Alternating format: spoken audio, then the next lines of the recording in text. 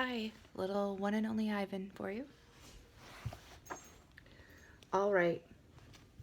All night, Ruby moans and sniffles. I pace my domain.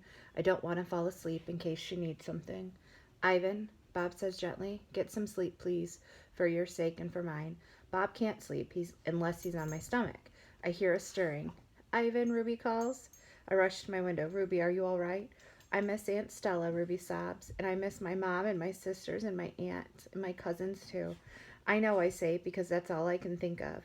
Ruby sniffles. I can't sleep. Do you know any stories? And the way Aunt Stella did? Not really, I admit. Stories were Stella's specialty. Tell me a story about when you were little, Ruby pleads. She puts her trunk between the bars. Please, Ivan. I scratch the back of my head. I don't remember things, Ruby, I admit.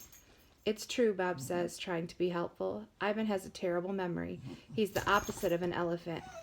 Ruby lets out a long, shivery breath. Oh well, that's okay. Night, Ivan and Bob. I listen to Ruby's soft sobs for a long, horrible minute. Then I hear myself saying, once upon a time there was a gorilla named Ivan, and slowly and deliberately I try to remember. The grunt.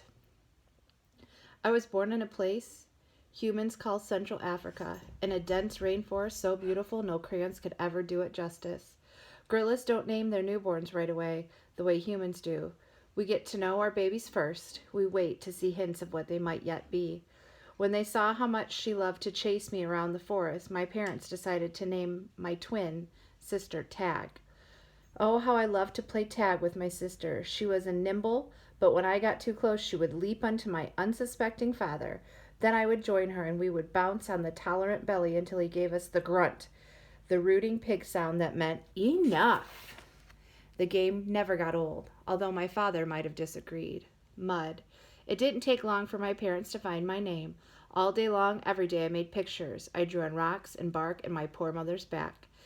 I'd use the sap from leaves, I'd use the juice from fruit, but mostly I used mud, and that is why they called me Mud. To a human, mud might not sound like much, but to me it was everything. Protector. My family, which humans call a troop, was just like any other gorilla family. There were 10 of us, my father, the silverback, my mother, and 3 other adult females, a juvenile male called Blackback, and 2 other young gorillas. Tag and I were the babies of the group. We squabbled now and then, as families will, but my father knew just how to keep us in line with a simple scowl, and for the most part we were happy due to we were meant to do. Happy to do what we were meant to do, to feed and forage and nap and play. My father was a master at leading us to the ripest fruit for our morning feast and to the finest branches for our nightly nests. He was everything a silverback is meant to be, a guide, a teacher, a protector, and nobody could chest beat like my father. A perfect life. Gorilla babies and elephant babies and human babies are not so different, except that gorillas get to spend the day riding on their mother's back like a cowboy on a horse. It's a pretty great system from the baby's point of view. Slowly, carefully, a young gorilla begins to venture farther and farther away from the safety of his mother's arms. He learns the skills he will need as an adult, how to make a nest of branches, weave them tightly or they will fall apart in the middle of the night, how to beat your chest, cup your palms to amplify the sound, how to go vining from tree to tree, don't let go, how to be kind, strong, and loyal. Growing up a gorilla is just like any other kind of growing up. You make mistakes, you play, you learn, you do it all over again. It was, for a while, a perfect life. The end. One day, a still day when the hot air was human, the humans came. Vine. They captured my sister and me. They put us in a cramped, dark crate that smelled of urine and fear. Somehow I knew that in order to live, I had to let my old life die. My sister could not let go of our home. It held her like a vine stretching across the miles, comforting, strangling. When we were still in our crate, when she looked at me without seeing, and I knew the vine had finally snapped. The temporary human. It was Mac who pried open the crate, Mac who brought me, and Mac who raised me like a human baby. I wore diapers, I drank from a bottle, I slept in a human bed, sat in human chairs, listened while human words swarmed around me like angry bees. Mac had a wife back then. Helen was quick to laugh, but quick to anger too, especially when I broke something, which was often. Here's what I broke while I lived with Mac and Helen.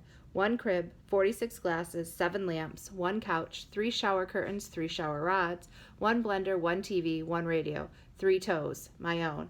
I broke the blender when I squeezed 2 tubes of toothpaste, and a bottle of glue in it. I broke my toes attempting to swing from the lamp fixture on the ceiling. I broke 46 glasses. Well, it turns out there are many ways to break a glass.